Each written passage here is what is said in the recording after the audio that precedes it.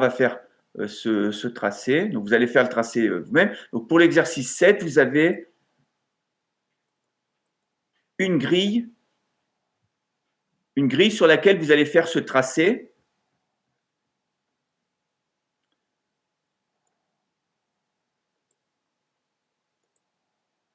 Alors, je vais fermer ça. Donc, vous avez une grille sur laquelle vous allez faire ce tracé. Alors, on va faire le tracé, donc ici, du diagramme potentiel pH. Donc, on dispose des données suivantes pour le couple Zn2, Zn0. Donc, on a le E0 du couple Zn2 plus Zn, moins 0,76 volts. Vous avez ensuite le ZnOH2, le Ks, donc du ZnOH2 précipité, donc le produit de solubilité, 10 moins 16,4. Et je vous indique qu'on va tracer le diagramme pour les espèces solubles, donc du zinc, égal à 1 mol par litre. Et le diagramme, on va le tracer, bon, pour simplifier le tracé, ici, on va le tracer simplement entre pH 0 et 10. C'est-à-dire qu'on ne va pas les voir au-delà de 10, notamment en milieu très basique. L'autre espèce de zinc 2 qui peut se former, on ne va pas considérer cette espèce-là. On va se mettre simplement entre 0 et 10 pour le tracé, pour les pH. Alors, donc on fait ici le tracé. Donc la première question, c'est de tracer le graphe. Tracer le graphe potentiel pH du zinc. Alors, pour tracer ce graphe, donc on va suivre la méthodologie qui est indiquée dans le cours. Donc la première chose, c'est répertorier les espèces que l'on va tracer, que l'on va indiquer sur le graphe. Donc ces espèces, c'est le Zn2+, le zinc métal et ZnOH2, précipité. Donc la flèche vers le bas indique précipité, c'est-à-dire qu'elle indique que c'est solide. Alors, la première chose, c'est identifier. Ensuite, degré d'oxydation. Les degrés d'oxydation, j'ai du zinc, du Zn2+, degré plus 2. Du zinc métal, degré 0. De l'hydroxyde de zinc, ZnOH2 précipité, donc 2 degrés plus 2. Donc voilà mes 3 espèces. Donc j'ai une espèce de degré 0 et 2 espèces de degré plus 2. Alors je vais ensuite représenter mon schéma degré d'oxydation en fonction du pH. Donc ce schéma degré d'oxydation en fonction du pH, ça va me donner un petit peu une ébauche de mon diagramme potentiel pH. Ça va me donner une idée de mon diagramme potentiel pH. Donc ici, je trace une flèche d'ordonnée verticale, une flèche d'abscisse sur lesquelles je vais mettre le degré d'oxydation en verticale, en ordonnée, et le pH en abscisse.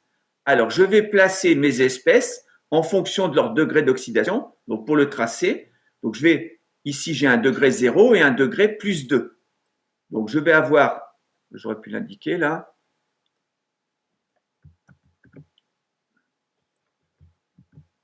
donc je vais avoir un degré, le degré plus 2, donc le degré plus 2 ici, et puis le degré 0.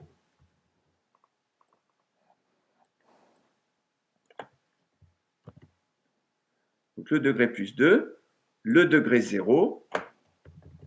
Voilà.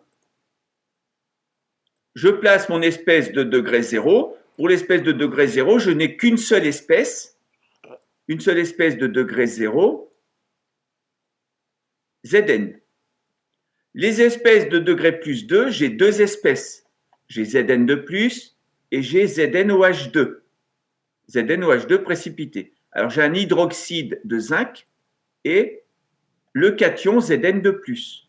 Alors, les cations, c'est ce que vous allez avoir côté acide, donc du côté gauche, et les hydroxydes, vous allez les former lorsque vous augmentez le pH, c'est-à-dire lorsque vous allez vers la droite.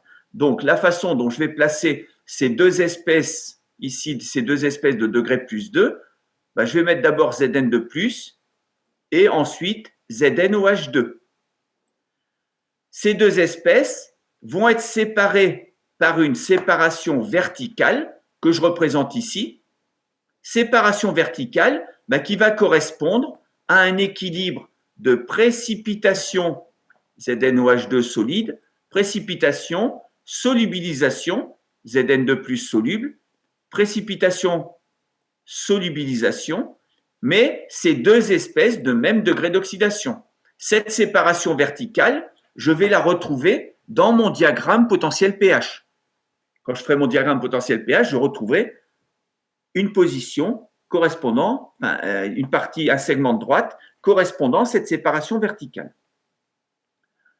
Ça, c'est ma séparation verticale. Je vais voir après que j'ai deux séparations horizontales. Ici, enfin, deux séparations, j'ai ces deux séparations-là. Alors, séparation verticale, c'est une réaction en solution, c'est-à-dire une réaction, il n'y a pas d'électrons, c'est degré 2 à droite et à gauche. J'écris ma réaction, ZnOH2 solide donne Zn2+. Ici, la donnée thermochimique dont je dispose, c'est le Ks. Vous avez le Ks qui est égal à 10-16,4. Le Ks, c'est le produit de solubilité. Le produit de solubilité, eh bien, c'est la réaction de solubilisation du solide, donc ici ZnOH2 précipité, du précipité solide, pour donner les ions correspondants. Dans ZnOH2, vous avez quoi comme ion? Vous avez le cation Zn2+, et vous avez l'anion OH-. Donc vous allez écrire donne Zn2+, plus 2OH-. Donc voilà ma réaction de précipitation-solubilisation. Donc elle est écrite dans le sens solubilisation puisque j'ai le Ks. Donc mon Ks, il est égal à 10-16,4. Ce Ks va me permettre de calculer la position pH, la position de pH de cette séparation verticale, de cet équilibre-là. Je vais utiliser la relation QR égale K. Alors, comment s'exprime QR? Retrouvez-moi la valeur de pH égale 5,8. Faites-moi le calcul pour trouver cette valeur de 5,8.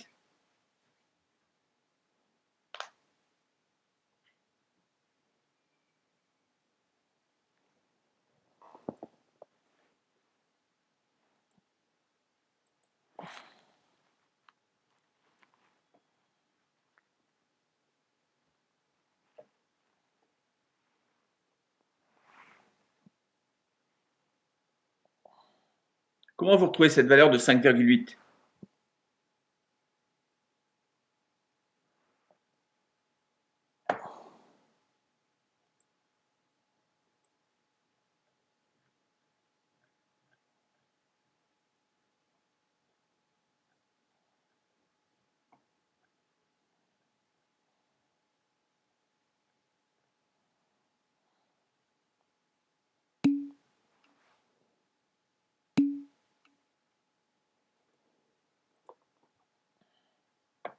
Alors, vous allez écrire, effectivement, vous allez exprimer le Ks.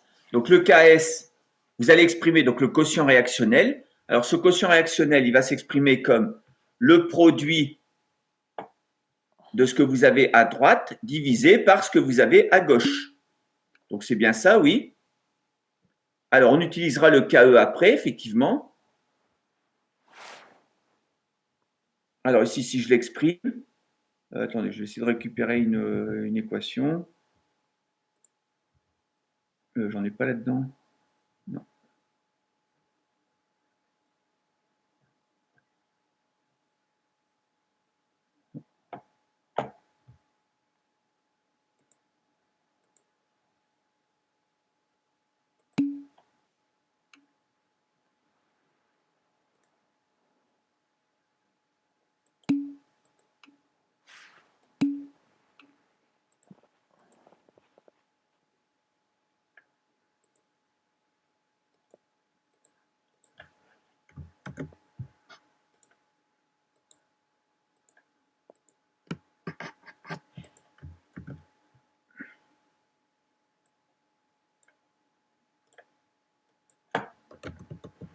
Alors, comment je vais récupérer ça?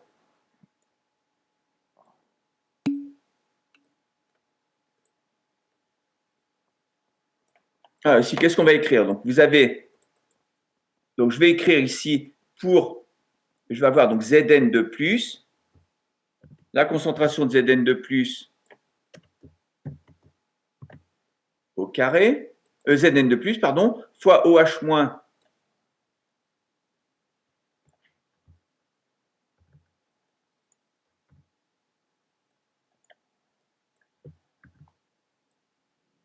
Attendez, je vais écrire ça.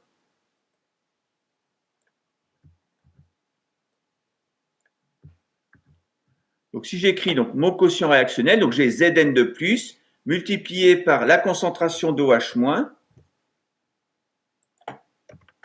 Donc, la concentration d'OH moins à la puissance 2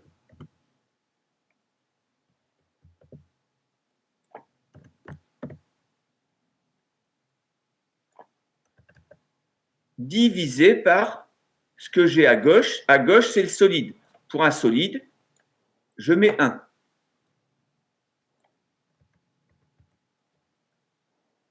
Donc, voilà ce que je vais écrire.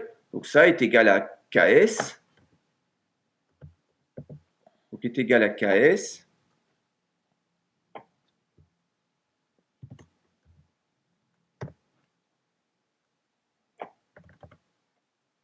C'est-à-dire 10 moins 16,4.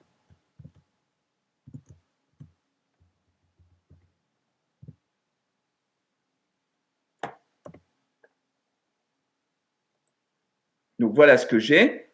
Donc, ici, Zn de plus. J'écris ici mon égalité d'équilibre. Mon égalité d'équilibre, c'est un équilibre en solution. L'égalité, c'est QR égale K. QR égale K. Le quotient réactionnel, il s'exprime de la façon suivante. Produit. Donc ici, produit Zn de plus OH moins au carré divisé par réactif. Comme réactif, j'ai ZnOH2 solide. Et donc, pour un solide, je mets 1. Donc ici, je retrouve Zn de plus. Pardon, Zn de plus. Donc Zn de plus multiplié par OH moins au carré divisé par 1. D'accord? À droite, divisé par à gauche. Égale ma constante d'équilibre K. Donc égale la constante d'équilibre K qui est ici le Ks. Donc ici, c'est QR égale Ks.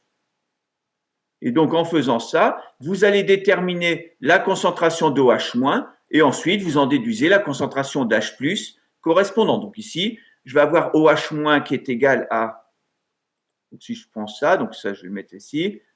Alors OH- ça va être égal, donc vous avez OH- en concentration égale, alors ça va vous faire combien ça? Donc vous avez racine carrée de 10 puissance moins 16,4, c'est-à-dire OH- est égal à 10 puissance moins 8,2, 10 puissance moins 8,2, et donc vous en déduisez H+, la concentration d'H+, la concentration d'H+, qui est égale à, qui est égal à 10, alors 8, moins 8,2, pour arriver à 14, vous avez 5,8. D'accord? Donc 10 puissance moins 5,8, c'est-à-dire un pH, votre pH de 5,8. Donc pH égale 5,8. Donc voilà le calcul qui va vous permettre de déterminer donc la position de la séparation verticale ici, 5,8.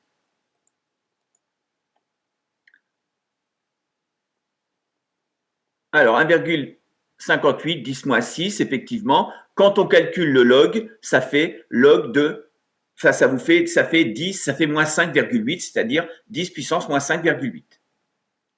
D'accord, donc voilà mon calcul de ce pH de séparation entre Zn de plus et le précipité ZnOH2.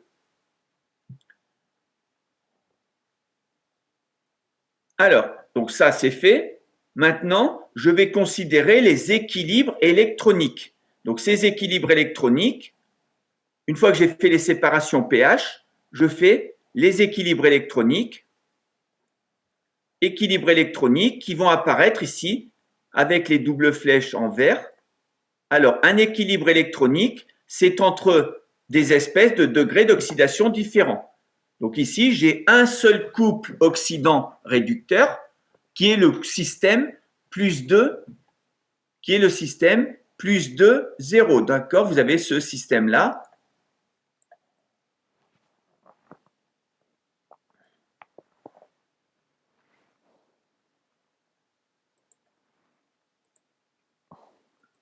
Vous avez ce système-là, en fait, qui est le système plus 2, 0. J'ai seulement ce système-là. Et pour ce système-là, ce système zinc plus 2, zinc 0, j'ai deux réactions électroniques à considérer. Si je suis à pH inférieur à 5,8, je vais écrire l'équilibre entre l'espèce 2 Zn2+, et l'espèce 0 Zn. Si je suis à pH supérieur à 5,8, j'écrirai ZnOH2 en équilibre électronique avec Zn. Donc on va écrire donc pour chacun des domaines, pH inférieur à 5,8, voilà ma réaction électronique. Donc, écrivez cette réaction électronique. Donc, voilà, donc pas de souci, je pense, pour l'établir, cette réaction. Et puis, vous allez écrire l'équation de Nernst correspondante et vous allez en déduire la valeur l'expression de potentiel en fonction du pH. Ici, comme il n'y a pas d'H+ dans la réaction, eh bien, il n'y a pas de dépendance avec le pH. Vous allez avoir en fait une réaction pour laquelle le potentiel est constant, quel que soit le pH, moins 0,76 volts. Donc, essayez de retrouver cette valeur-là. Donc, vous allez établir donc l'équation de Nernst pour cette équation-là. Vous allez établir l'équation de Nernst pour l'équation donc à pH supérieur à 5,8. Et ensuite, eh bien, vous pourrez faire le tracé. Donc, je vous laisse faire une copie d'écran de ça.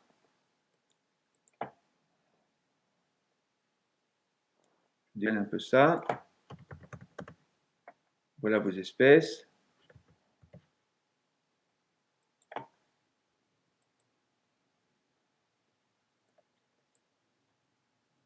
Vous pouvez faire une copie d'écran de ça. Voilà, vous aurez les expressions. Et puis, vous pourrez tracer le graphe EPH à partir de ça. Donc, je vais vous montrer le graphe que vous devez obtenir. Vous essayez de le tracer, ce graphe.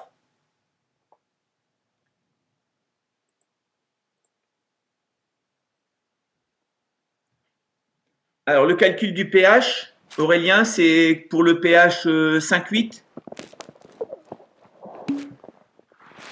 Oui. Alors,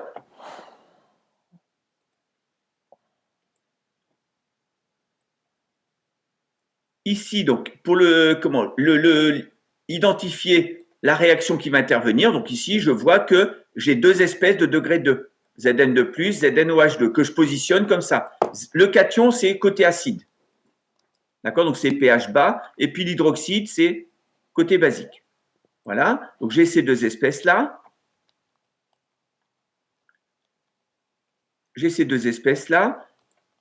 Ensuite, je sais qu'il va y avoir une séparation verticale puisque j'ai deux espèces de même degré d'oxydation, mais c'est deux espèces différentes. Donc, il y a forcément un équilibre entre les deux avec une position pH. Cette position pH, je l'obtiens en considérant la réaction entre les deux espèces ici. Cette réaction, eh bien, on me donne le KS qui correspond à la réaction de solubilisation. Le précipité donne les ions, cations et anions correspondants. C'est une réaction en solution, c'est-à-dire la condition d'équilibre. Ici, je parle bien d'équilibre entre les deux espèces. La condition d'équilibre, c'est le quotient réactionnel à l'équilibre est égal à la constante d'équilibre. Mon quotient réactionnel, ben, il s'exprime de la façon suivante, c'est les produits sur réactifs. Donc, produit, j'ai Zn de plus, une concentration, parce que c'est une espèce soluble. OH-, espèce soluble, coefficient stoichiométrique 2 au carré. De l'autre côté, ZnOH2, c'est un solide. Donc, je mets 1 au dénominateur. Égal Ks. Ks, je le connais, c'est 10 moins 16,4. J'ai donc ici, je vais remplacer. Zn de plus, je le connais puisque je veux tracer le diagramme pour une concentration choisie de 1 mol par litre. Donc ici, je vais mettre 1 mol par litre de Zn de plus. OH-, ben, je vais déterminer sa concentration et en déterminant la concentration de OH-, je pourrais déterminer ensuite celle d'H+, et donc du pH. Je remplace Zn de plus par 1, OH- au carré, 10 moins 16,4, ça me donne OH- égale racine carrée de 10 moins 16,4, c'est-à-dire 10 moins 8,2. Et ensuite, H+, je le calcule avec le KE. En fait, H+, ça va être KE sur OH-. Est-ce que c'est plus clair?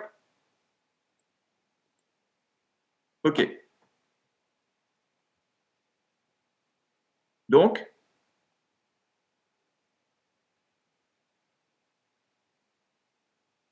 ça marche pour le calcul final? Voilà, donc on détermine la concentration d'OH-, puis la concentration d'H+, par KE, en faisant KE, enfin OH- fois H+, égale KE, égale 10 puissance moins 14. Oui, mais c'est pareil. La racine carrée, faire la racine carrée, c'est pareil que de faire puissance 1/2. Donc ici, 10 moins 16,4 à la puissance 1/2, ben je divise par 2, 16,4. Et donc, j'ai 8,2. Je reste avec des puissances comme ça, virgule, parce que ça, je peux déterminer comme ça directement le pH.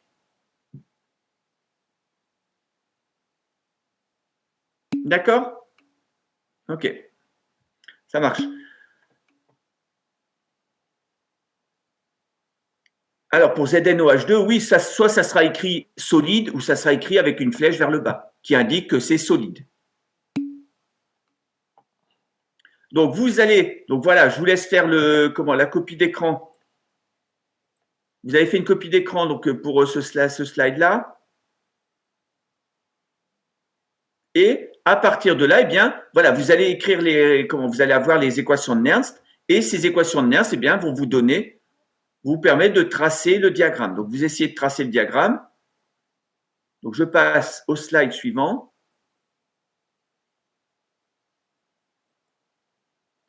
Donc, voilà le diagramme que vous allez obtenir. Donc, sur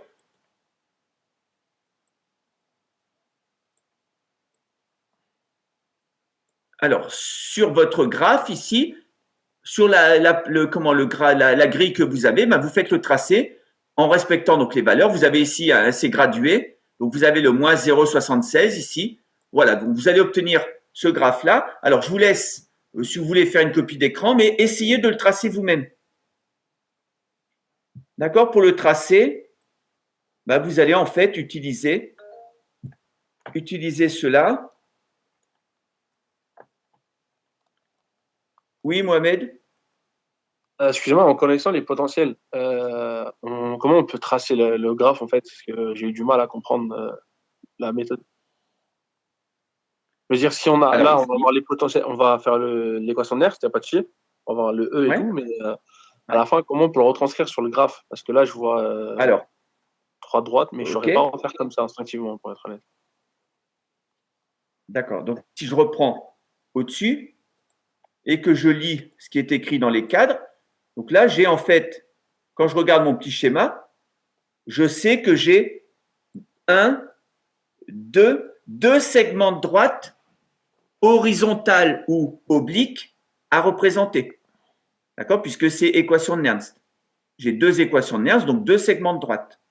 Ces segments de droite, le premier, il va aller jusqu'à pH égale 5,8 et ensuite, je vais avoir le deuxième segment de droite. Donc, avant, pour pH inférieur à 5,8, je vais tracer une droite dont l'équation est égale à moins 0,76 volts pour pH inférieur à 5,8. Donc, quel que soit le pH inférieur à 5,8, mon potentiel est égal à moins 0,76 volts. Ben, je vais placer cette droite ici. Quel que soit le pH inférieur à moins 5,8, mon potentiel est égal à moins 0,76. Donc ça te donne ton premier segment de droite. Et ce premier segment de droite, c'est E égale constante égale moins 0,76 jusqu'à la valeur pH égale 5,8. Et ensuite, je vais passer au deuxième segment de droite. Le deuxième segment de droite, c'est une droite de pente. C'est une droite de pente moins 0,6 volts. Enfin, il faudra faire l'équation de Nernst, etc. Et on va trouver quelque chose qui est du type constante moins 0,06 fois pH. Donc là, j'ai une droite de pente moins 0,06 qu'il va falloir tracer à partir de 5,8. Bon, je reviendrai là-dessus. De toute façon, je redémarrerai là-dessus la fois prochaine, la séance prochaine. Mais la séance prochaine, donc c'est lundi prochain, si je ne me trompe pas. Oui, c'est lundi prochain. Donc on reviendra là-dessus. Donc lundi. Mais essayez de le tracer. Voilà, de poursuivre cet exercice si vous voulez. Bon, on va s'arrêter là. Monsieur, excusez-moi, juste une dernière question, rien à voir avec le cours. La semaine prochaine, on est sûr d'être en présentiel? Il y a les salles, oui. Il y a les c'est vrai, je n'ai pas déposé les salles encore. Les salles sont réservées, oui. Les salles sont réservées et puis il y a l'accès à la fac et puis vous aurez une salle qui a une capacité qui est adaptée, pour vous accueillir en fait. Donc ça nécessitera que vous changiez de salle assez souvent parce que il faudra à chaque fois trouver une salle de capacité assez importante